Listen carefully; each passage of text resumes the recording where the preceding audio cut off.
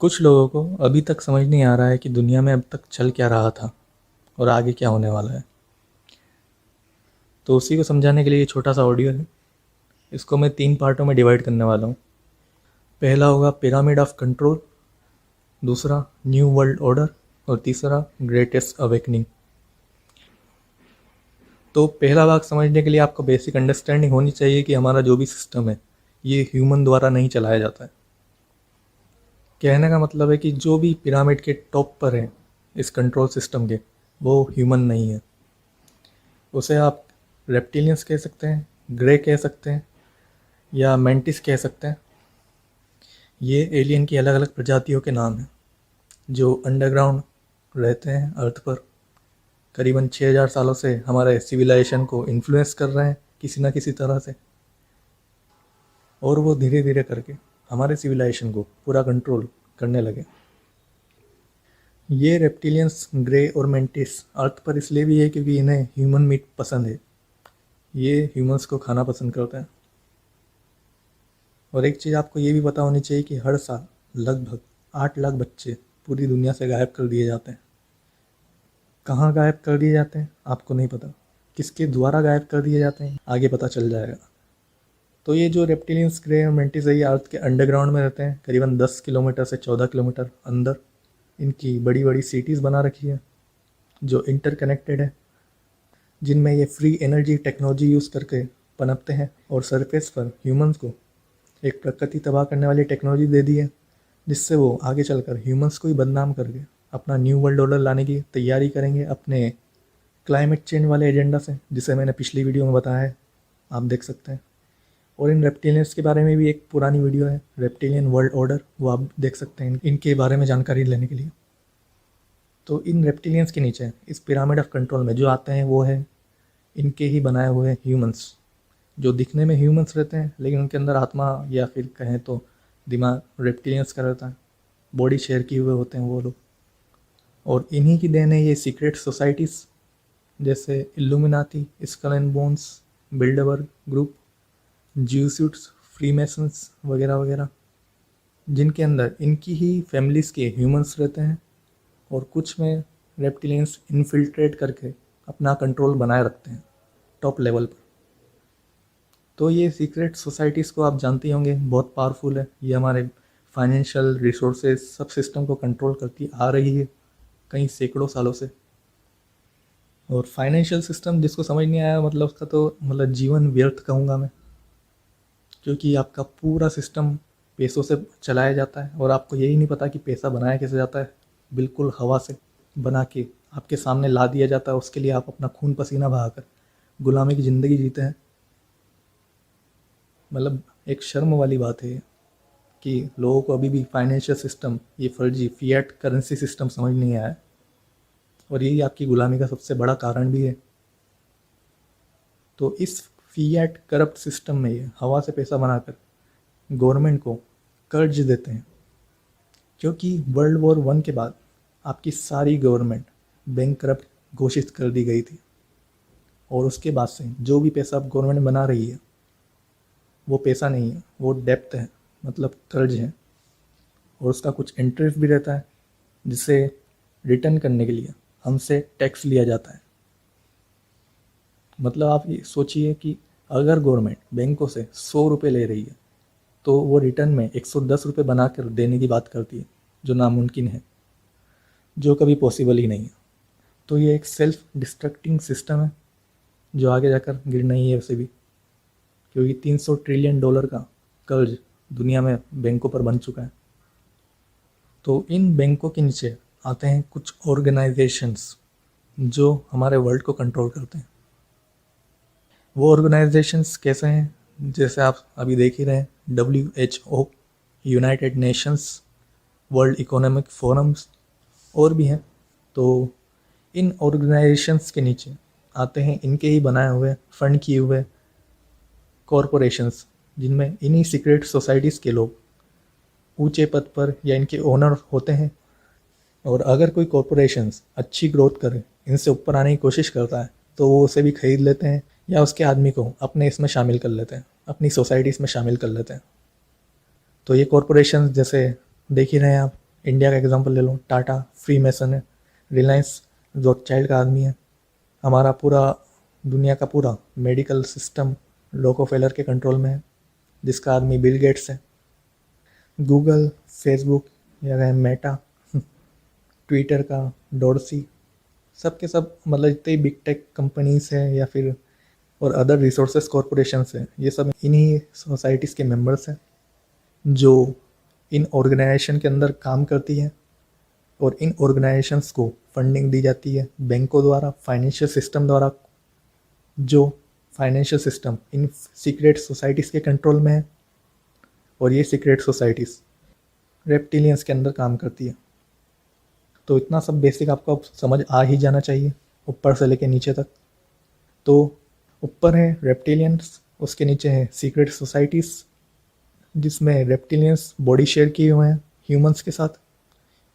उसके नीचे हैं ऑर्गेनाइजेशंस, और उसके नीचे हैं कॉरपोरेशंस जो हम देखते हैं आसपास अपने। और उसके नीचे आती है 3 ब्रांचें ह्यूमंस को कंट्रोल करने की। ये ब्रांचेस कौन सी हैं? पहला है गवर्नमेंट, दूसरा है मीडिया, और तीसरी ब्रांच है रिलीजन यानी धर्म। तो अभी लगभग 2 साल हो चुके हैं, इसमें आपने सब देख ही लिया है। ना कोई आपकी गवर्नमेंट की तरफ से आगे आया है आदमी आपको इंसानियत बचाने के लिए पूरे न्यू वर्ल्ड ऑर्डर के अगेंस्ट, ना आपकी तरफ कोई मीडिया से आदमी आया है, ना कोई आपकी तरफ रिलीजन्स की तरफ से आदमी आया है आपको न्यू वर्ल्ड ऑर्डर से बचाने के लिए। तो पहली बात आती है गवर्नमेंट की। गवर्नमेंट के जितने भी लीडर्स हैं टॉप लेयर वाले, वो सब यूनाइटेड नेशंस के मेंबर हैं और उन कॉरपोरेशंस द्वारा हमारे सिस्टम में बिठाए जाते हैं। आपको लगता होगा कि आपने पीएम और सीएम सिलेक्ट किए हैं, पर असलियत ये होती है कि वो कॉरपोरेशंस द्वारा सिलेक्ट किए हुए लोग लाए जाते हैं और आपके सामने रख दिए जाते हैं 2-3 ऑप्शन बनाकर, जिन्हें अलग अलग धर्मों के हिसाब से और अलग अलग इश्यूज़ के हिसाब से बांट कर आपको बेवकूफ़ बनाया जाता है।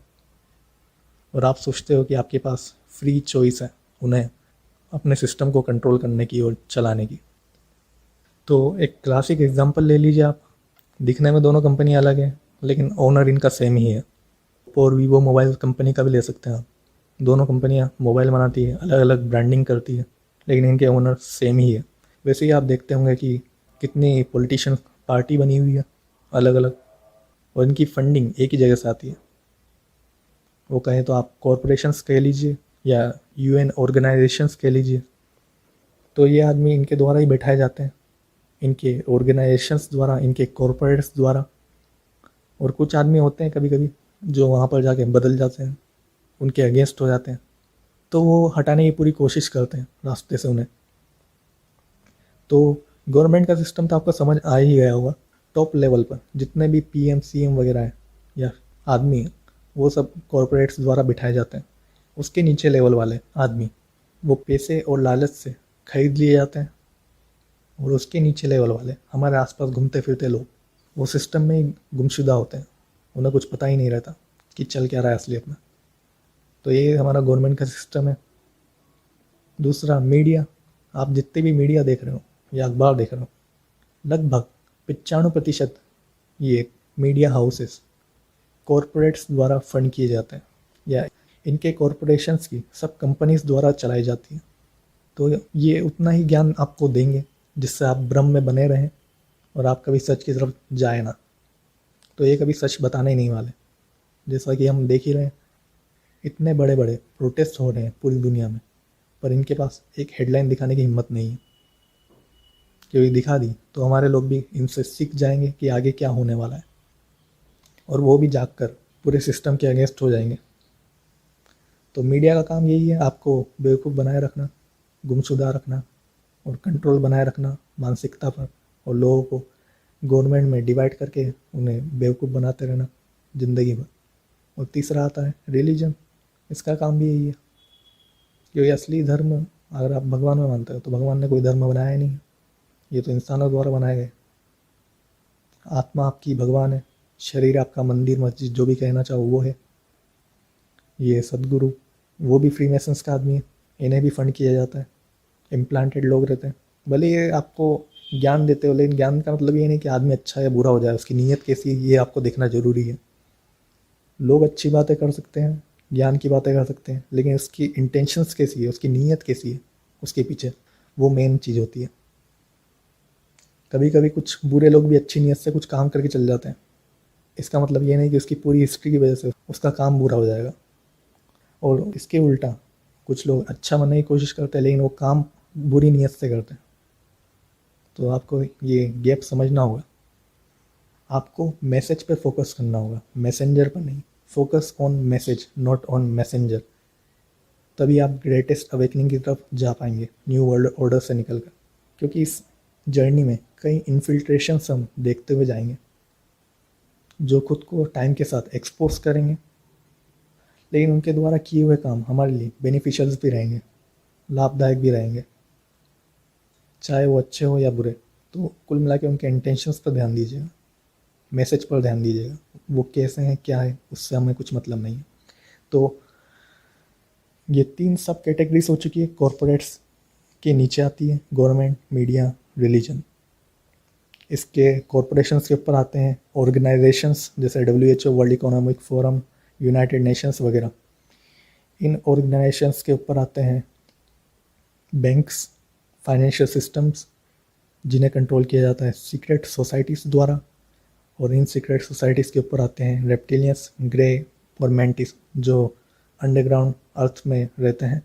करीब 6000 सालों से ह्यूमंस को कंट्रोल करने की कोशिश कर रहे हैं, इन्फिल्ट्रेट करके।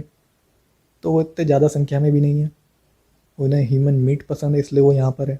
उन्हें सिविलाइजेशंस को कंट्रोल और एक ट्रांसह्यूमनिज्म की तरफ ले जाकर गुलाम प्रजाति बनाना अच्छा लगता है। वो ये चीज़ कई प्लेनेट पर पहले भी कर चुके हैं, इसलिए वो इतने परफेक्ट हैं इन चीज़ों में, लेकिन इस बार नहीं कर पाएंगे।